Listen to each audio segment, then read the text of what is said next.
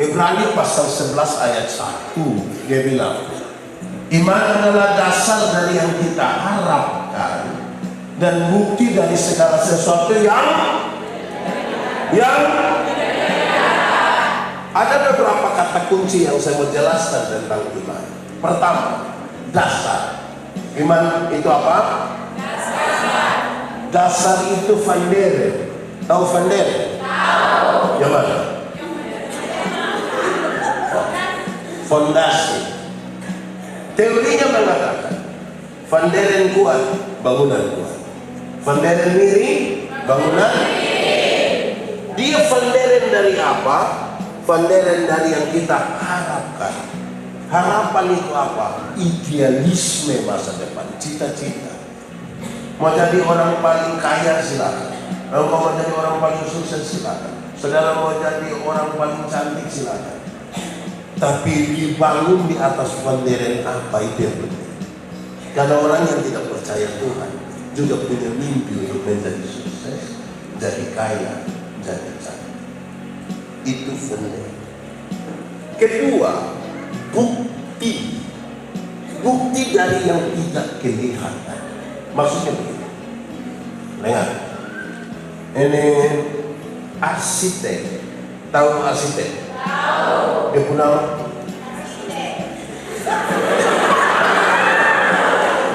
Oke. Arsitek itu dia kerja apa? Dia kerja gambar apa? Oke. Arsitek itu waktu dia mau gambar sebuah bangunan, itu belum kelihatan itu bangunan, atau sudah kelihatan? Belum. Yang belum kelihatan itu dia taruh di sini. Kamar berapa, ukuran berapa, ada di mana, pintu di mana, jendela di mana, dia punya tangga di mana, itu yang belum kelihatan semua dia taruh.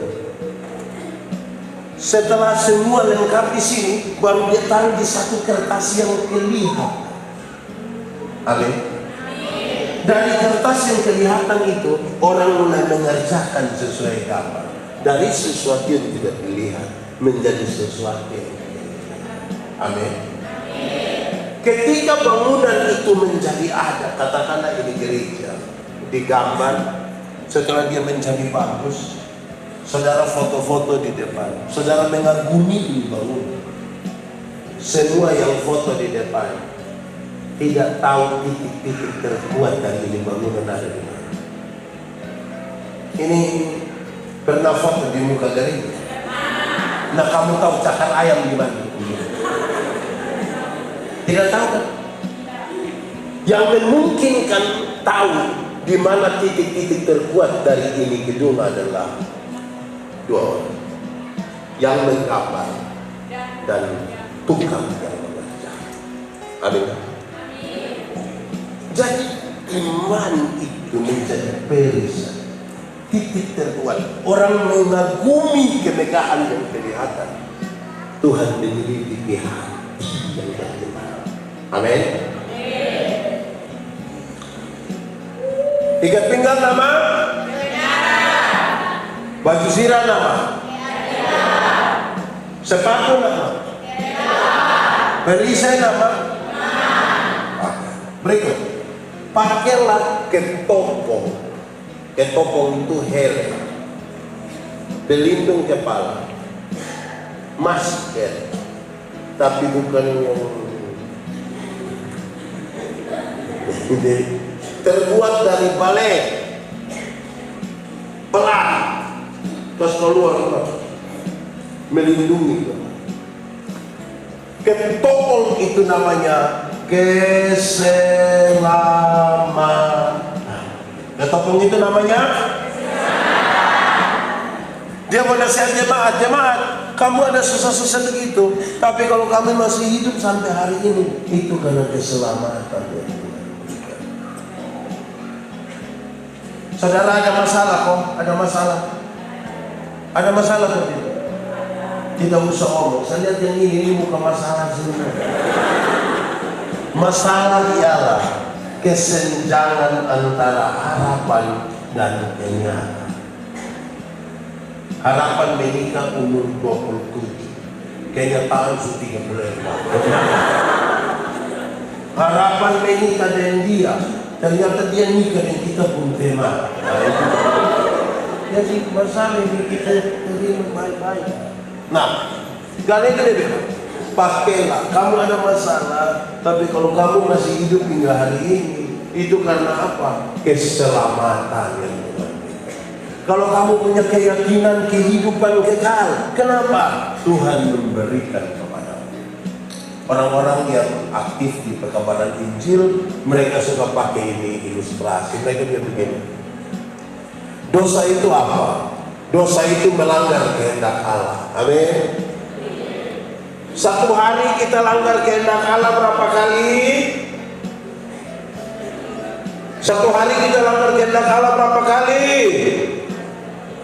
Banyak atau sedikit? Bisa hitung atau tidak? Sendiri buat atau sendiri tidak bisa hitung? Tapi kau bilang begini, anggaplah satu hari kita bikin dosa 3. Dosa pikiran 1, dosa perkataan 1, dosa perbuatan 1. Berarti satu hari berapa? 3. Kalau satu hari 3, satu bulan berapa? 3 kali 30 hari berapa? 90. Kalau satu bulan 90, satu tahun berapa? 90 kali 12 bulan berapa? 1080. Taruhlah 1000. Satu hari 3, satu bulan 90, satu tahun 1000. Mari sekarang coba kita kali dengan kita umur hari ini. Pendeta Yani umur 46 tahun kali 1000. 46 kali 1000. 46 kali 1000. 46.000. Dengan 46.000 itu pendeta Yani bisa masuk surga.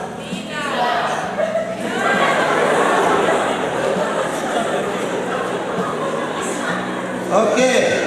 Kak, umur berapa sekarang? Berapa saya? 25 kali 1000. Bisa masuk surga dengan 25.000. Jangan coba-coba tanya kita pun bapak dan bayi loh. Tambah tua tambah parah kita. Itu baru satu hari 3. Apalagi kalau satu hari tidak bisa hidup, mau bisa masuk surga. Dari kalau kita punya keyakinan iman tentang kekekalan, itu karena ketopong keselamatan yang Tuhan berikan atas. Amin. Jawab kaya. Betul. Sebab oleh kasih karunia kamu diselamatkan oleh iman. Itu bukan hasil pekerjaan, tapi pemberian Allah. Itu bukan hasil usaha. Efesus pasal 2 ayat 8 dan ayat 9. Betul? Kenapa lihat saya? Ikat pinggang namanya? Baju sirah namanya? Sepatu namanya? Ketopong namanya? Perisai namanya? Ketopong namanya? Oke. 5 alat ini, 5 yang disampaikan di awal. Perlengkapan perang yang 5 di awal. Itu adalah perlengkapan bertahan. Perlengkapan apa? Oke, sekarang saya mau tanya. Digarisin terutama yang laki-laki, perempuan juga boleh. Ada yang suka menonton sepak bola? Real Madrid atau Barcelona? Real atau Barca? Real atau Barca? Barca atau Real? Real atau Barca? Oke, taruhlah Real. Oke. Real itu kalau tiap hari hanya bertahan, lawan salju kalah.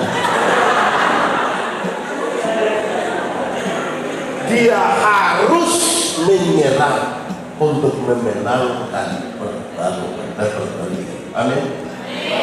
Lalu disampaikan 2 senjata untuk, dan yang 5 tadi itu untuk bertahan. Ikat pinggang namanya? Baju sirah namanya?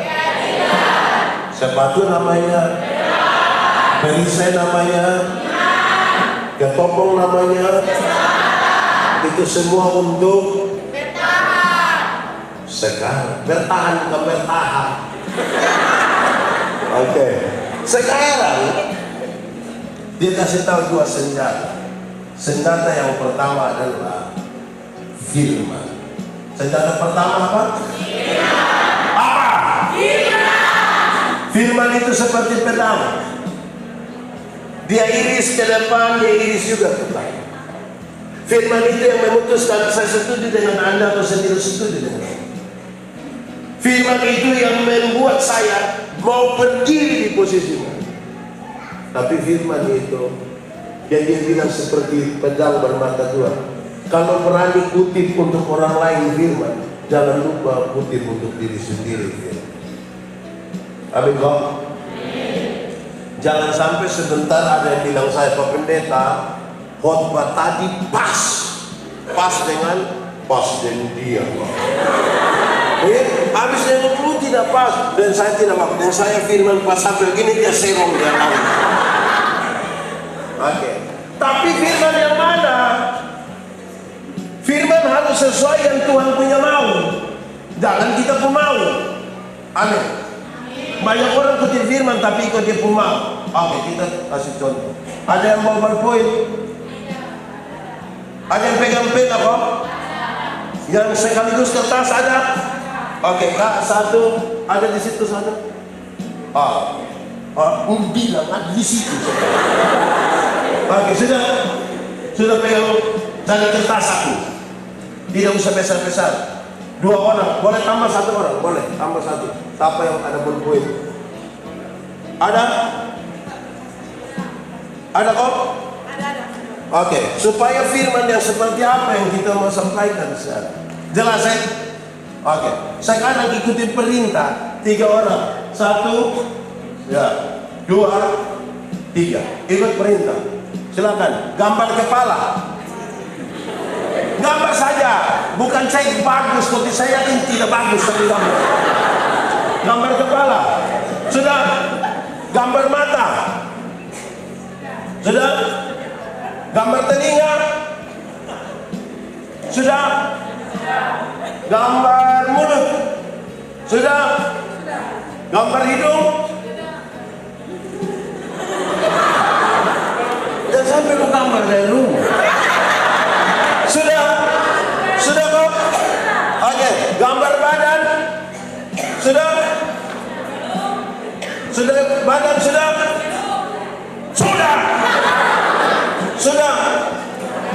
sudah kok? Oke, gambar kaki sudah. Oke, gambar ekor. Gambar saja ekor, tidak apa-apa, gambar saja. Sudah. Oke, perintah selesai. Boleh dibawa datang.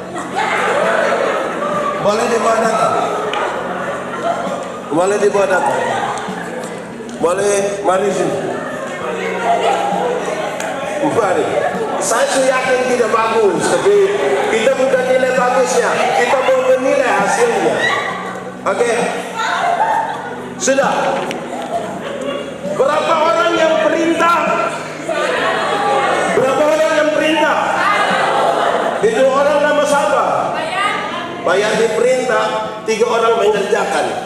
Kamu 3, mari datang dulu. Mari. Tidak ada yang salah, tidak ada yang salah. Tapi saya ingin memberi gambaran tentang firman yang saudara pakai. Oke. Saudara lihat, ini gambaran 3 gambar. Mari. Masing-masing pegang dia punya. Ini. Pegang. Saya minta, mari adik. Saya boleh minta, mari sini, mari. 3 orang sedih, silakan berdiri di depan. Angkat itu gambar. Coba kakak lihat ini gambar 3. Bukan soal bagus sama gambarannya. Beda. Di sana, yang ini gambar apa? Manusia. Ini gambar Manusia juga. Yang di sebelah gambar boneka. Saudara lihat apa yang Pak Pendeta mau ngomong. Kadang-kadang orang bicara firman bukan seperti apa yang Tuhan mau. Kita bisa menggambarkan perintah sama ini, tapi kita menafsirkan menurut yang kita mau, bukan yang Tuhan mau. Silakan sebentar saudara berefleksi bahwa pengalaman iman dengan Tuhan seseorang itu beda-beda. Oke, tapi perintah yang sama seperti waktu kamu bilang firman yang benar itu yang dipakai. Supaya gereja berhenti bertengkar untuk matikan. Yang Tuhan mau mana itu? Kenapa lihat duit? Silakan pulang ke balik. Perintah yang sama. Orang di sebuah hal. Padahal yang saya maksud, oke, 3 orang seduduk, perhatikan sini. Saudara tahu saya maksud? Saya sebenarnya minta saudara gambar kucing, sehingga mengkritisi sesuatu itu penting. Kepala apa yang dia maksudkan? Tapi kita langsung gambar kepala manusia, kepala boneka. Mencari tahu yang benar itu firman. Amin. Oh. Amin. Itu senjata pertama. Senjata kedua, doa. Saya belum masuk di doa, saya ulang di firman. Firman itu cermin. Firman itu apa? Cermin. Tahu cermin? Tahu. Pernah lihat cermin? Pernah. Pernah pakai cermin? Pernah. Cermin itu berfungsi untuk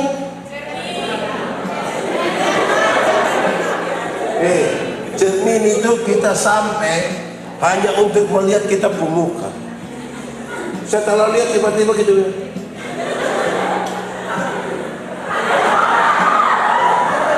Betul tak? Makin banyak kita bercermin, makin rapi kita punya hidup. Amin. Tapi hati-hati, hati-hati. Kenapa? Karena sama-sama kaca, tapi ada yang nama cermin. Ada yang pun nama kaca spion. Betul? Kalau cermin kan kita lihat begini. Kalau kaca spion kan kita lihat begini. Betul? Kalau cermin lebih banyak lihat sampah. Kalau kaca spion lebih banyak lihat. Dikalisin lebih banyak kaca spion atau cermin? Kamu yang ngomong. Oke, senjata yang diulang pertama, ikat pinggang namanya, baju sirah namanya, sepatu namanya, perisai namanya, ketopong namanya. Senjata pertama, sekarang senjata kedua apa? Saya mau kasih tahu saudara tentang doa. Ini standar. Doa itu relasi. Doa itu relasi, bukan kata-kata. Doa relasi, bukan kata-kata. Banyak orang terlalu pikir kata-kata sampai lupa bangun relasi. Biar dia paling cerewet dinikalisin, tapi kalau kita bilang sebentar kakak doa makan sembarang. Karena yang dia pikir kata-kata bukan relasi. Amin. Kalau kami dua kenal baik, kami dua punya relasi. Saya jalan kaki, dia naik motor, ketemu saya di jalan tanpa saya minta, dia berhenti tanpa saya minta. Pendeta, yo, gimana? Naik. Karena kami dua saling kenal. Amin toh? Bayangkan kalau kami dua tidak kenal, kami dua tidak ada relasi. Saya jalan kaki, dia naik motor, ketemu saya di jalan, dia berhenti, dia tanya saya, ojek kok Pak? Banyak orang memikirkan kata-kata ya, lupa membangun relasi. Padahal doa relasi. Tentang doa, ini sudah oke, saya tambah kira-kira 7-10 menit ya. Paulus sampaikan 5 hal tentang doa. 1, berdoalah setiap waktu. Sama-sama 1, 2, 3. Yang dimaksud dengan setiap waktu itu bukan jam 5, jam 6, jam 7, jam 8, jam 9. Yang disebutkan dengan berdoa setiap waktu adalah jangan berdoa menurut suasana hati. Berdoalah waktu kamu senang, berdoalah waktu kamu susah, berdoalah waktu kamu sehat, berdoalah waktu kamu sakit, berdoalah waktu kamu sukses dan ada di atas ketinggian, berdoalah waktu kamu jatuh. Setiap waktu, setiap masa. Kenapa? Ada orang yang sudah senang lupa berdoa. Ada yang senang masih berdoa, tapi ada yang senang lupa. Ada yang susah, tidak berdoa lagi. Ada yang susah, masih berdoa. Jangan berdoa menurut suasana hati. Kadang-kadang kita buat hati enak, pas lihat makan begitu, oke, mari kita berdoa, semua berdoa. Siapa yang tidak tahu berdoa juga tutup. Dia buka mata, orang masih berdoa, dia tutup pulang. Itu kalau hati ada enak, hati tidak enak, dia pulang langsung makan. So tidak berdoa lagi kemarin. Betul tak? Jadi berdoa jangan di suasana hati. Manusia selalu ada dalam 3 kondisi. Satu, ada kondisi di mana kita mau sesuatu, Tuhan Allah juga mau. Senang, kepingin bersaksi. Tapi ada kondisi di mana kita mau, tapi Tuhan tidak mau. Kondisi yang ketiga adalah kondisi di mana Tuhan mau, tapi kita yang berdoa. Tuhan bilang, hei, lihat berterima tadi majelis bilang dulu, Pak, saya rasa ini aduh Pak, ini Pak, Pak, ada di kali sini ada begitu. Ini kan ada mau proses pemilihan toh. Ada yang setolak-tolak memang. Tuhan mau tuh begitu yang tidak mau. Kan itu Paulus bilang, berdoalah setiap waktu. Amin kok. Kedua, berdoa dalam roh. Kedua apa? Yang dimaksud berdoa dalam roh itu bukan berdoa dalam bahasa roh. Bahasa roh itu Tuhan yang atur untuk waktu ini. Tapi sekarang saya mau kasih saudara, yang dimaksud dengan berdoa dalam roh adalah berdoa dalam kesatuan dengan Roh Kudus. Kenapa? Ada 2 alasan. Satu, Allah yang kita sembah itu Allah yang kudus, yang kita mau datang berdoa kepada Dia itu kudus. Untuk datang kepada yang Maha Kudus, orang mesti menjaga kekudusan. Kekudusan hidup itu ditunjukkan dengan kesatuan dengan Roh Kudus. Karena yang kudus tidak dapat bersatu dengan yang tidak kudus. Yang terang tidak dapat bersatu dengan yang terang. Amin. Tanggalkanlah kasutmu, sebab tempat di mana engkau berdiri itu kudus. Anak muda, anak muda, mau terang atau gelap? Kudus atau tidak kudus? Terang atau gelap? Lalu kenapa kamu pacaran di gelap-gelap?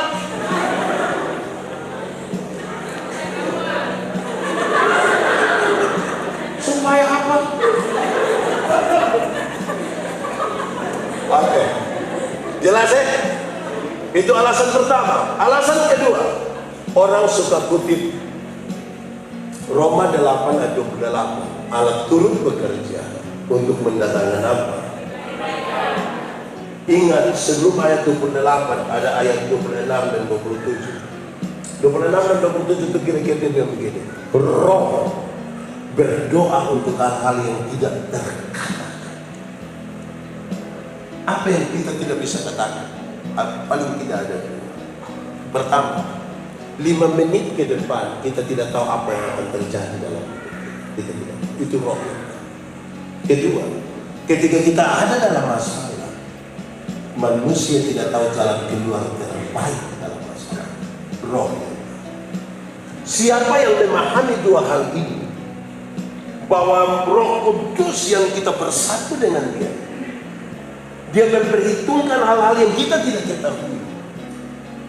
Bahwa 5 menit ke depan kita tidak tahu kita menjadi macam apa, dan jalan keluar terbaik bagi kita masalah seperti apa, baru dia boleh katakan, oh ternyata Allah turut bekerja untuk mendatangkan.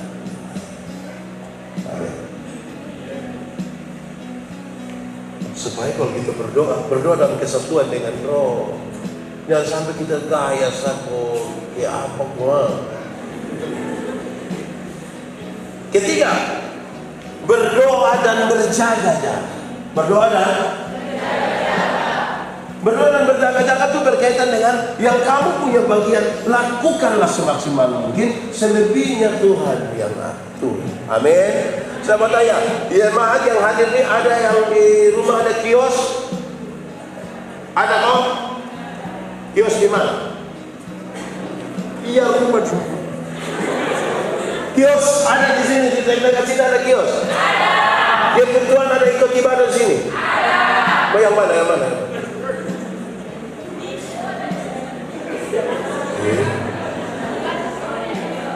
Lah itu saya tidak minta kopi lah.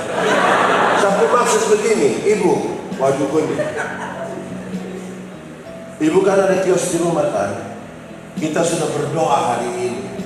Terus sebentar ibu pulang bilang begini, anak-anak, papa, sebentar malam itu kita tidur, kita tidak usah tutup kios.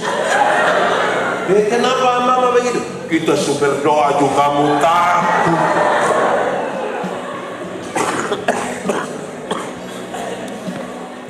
Menurut ibu kira-kira besok itu gula dong masih ada?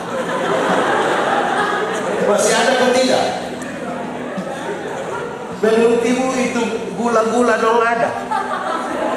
Beras, super mie. Maka yang ibu bisa lakukan adalah tutup kios. Selebihnya Tuhan yang bekerja, berdoa dan berjaga-jaga. Tuhan menyiapkan masa depan bagi kita punya anak dong. Amin. Yakin? Betul-betul yakin? Nah sekarang saya mau kasih tahu, Tuhan siap masa depan bagi ibu anak. Itu anak-anak kita panuh Tuhan siap. Sekolah. Tapi bukan Tuhan yang antar itu anak dong ke sekolah. Siapa yang antar? Orang tua yang antar. Atau sampai di antara kita yang karena dia sibuk, pagi-pagi dia berdoa, Tuhan, saya sibuk ya Tuhan, tolong jemput aku. Tuhan yang jemput pulang kita menangis.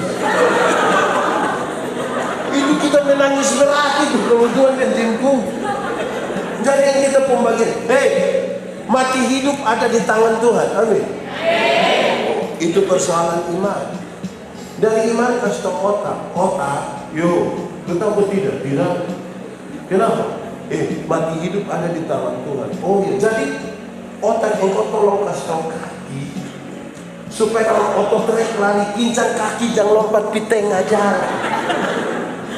Benar? Terkoneksi antara yang kita imani dan yang kita pikirkan sudah kita lakukan. Berdoa dan percaya. Keempat, berdoa tak putus-putus. Kalau doa jangan putus-putus. Amin, Pak. Amin. Yang dimaksud dengan putus-putus, tak putus-putus itu dipisahkan dengan doa setiap waktu. Yang dimaksud dengan berdoa tanpa putus-putus itu adalah konektivitas, ketersambungan, instalasi. Ini listrik ini instalasi semua. Kalau sudah terinstalasi begini, mau kasih hidup lampu kan tinggal begini. Mau kasih hidup kipas angin kan tinggal tusuk. Mau cas HP kan tinggal tusuk kan? Betul kok tidak? Bayangkan kalau di rumah ada yang ada rumah. Oh? Ada listrik di rumah. Nah bayangkan kalau setiap kali pulang baru papa bilang jangan lupa beli kabel, lampu dan oven dan tangga. Mau bikin apa? Pasang listrik. Besok pagi bongkar ya. Nanti lusa lagi baru pasang. Begitu? Dia terinstalasi kan? Kamu ada HP? Ini Android? Ada pulsa data? Supaya apa? Terkoneksi terus toh? Mau foto, mau upload kan tinggal sampai foto tidak ada gaya juga keluar tidak. Tapi dia foto terus keluar. Karena dia selalu terkoneksi, tahu? Betul atau tidak? Nah, doa tuh, tak putus-putus itu berkaitan dengan konektivitas kita dengan Tuhan. Ada dua kalimat tentang doa. Orang semua ucapan begini. Satu, Yesus hadir sejauh doa. Hubungan kita tadi doa yang relasi. Sejauh kita punya ini doa yang doa yang adalah relasi. Amin. Kedua kalimat ini bilang begini. Doa adalah napas hidup orang percaya. Napas hidup orang percaya. Sekarang saya mau tanya, semua ada napas? Coba tahan napas. Bisa? Bisa? Setengah menit bisa?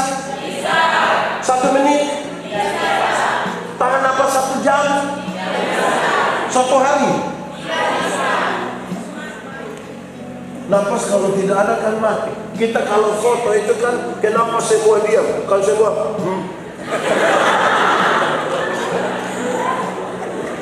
tahan napas, terus dia foto, dia kan pakai timer 100. Terus kita sengaja bilang, weh gigi sukering ini. Siapa bilang ini yang tidak naik lagi? Jelas kan?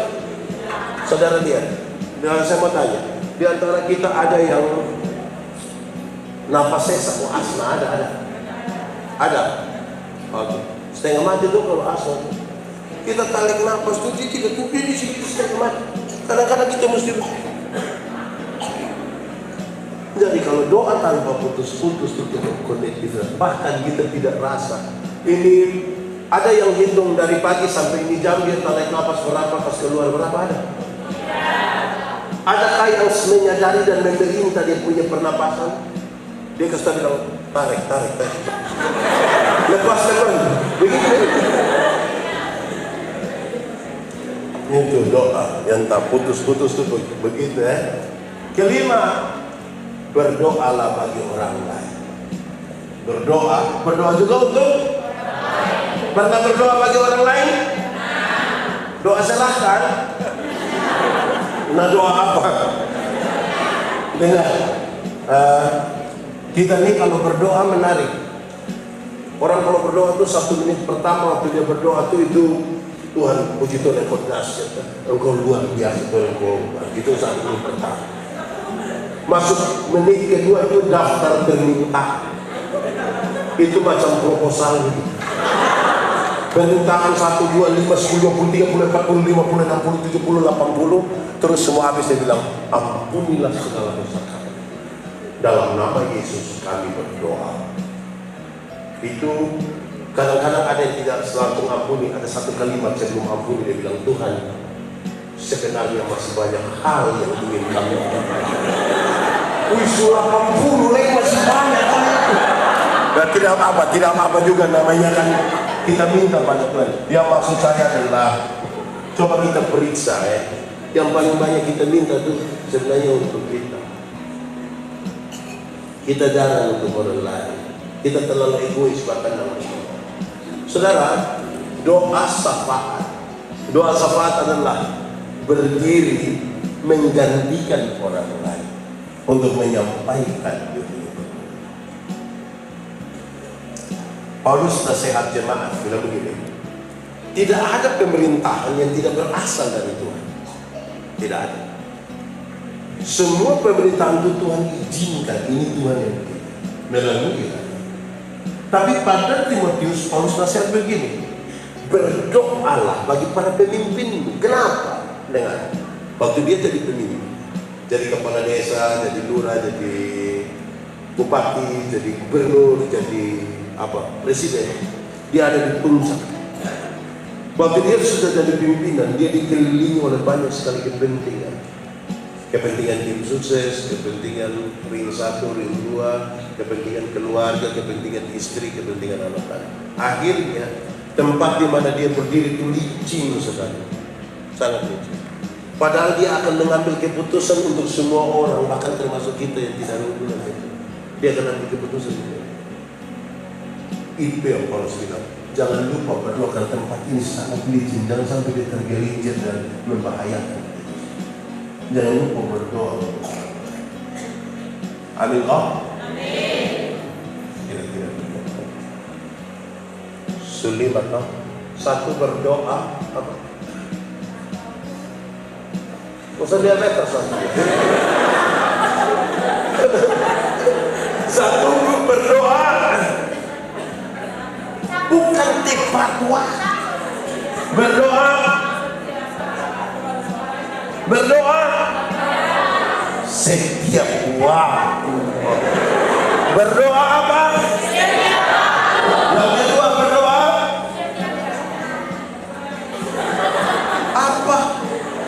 Satu, berdoa. Yang kedua, berdoa. Tolong kasih tahu dulu ini yang ayat 18. Ayat 18 kan? Satu, berdoalah. Kedua, berdoa.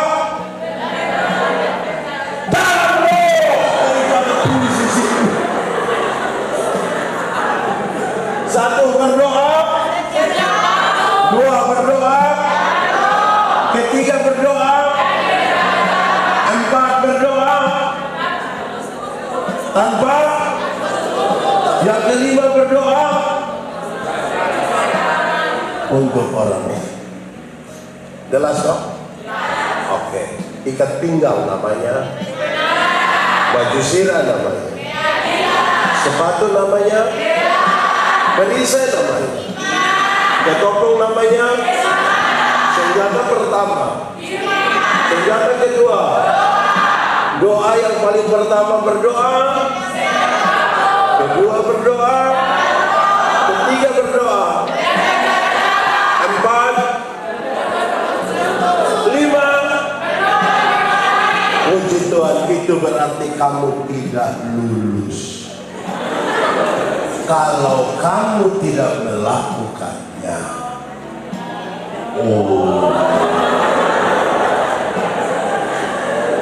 Mari kita tunduk kepala di hadapan Tuhan. Mari kita tunduk kepala.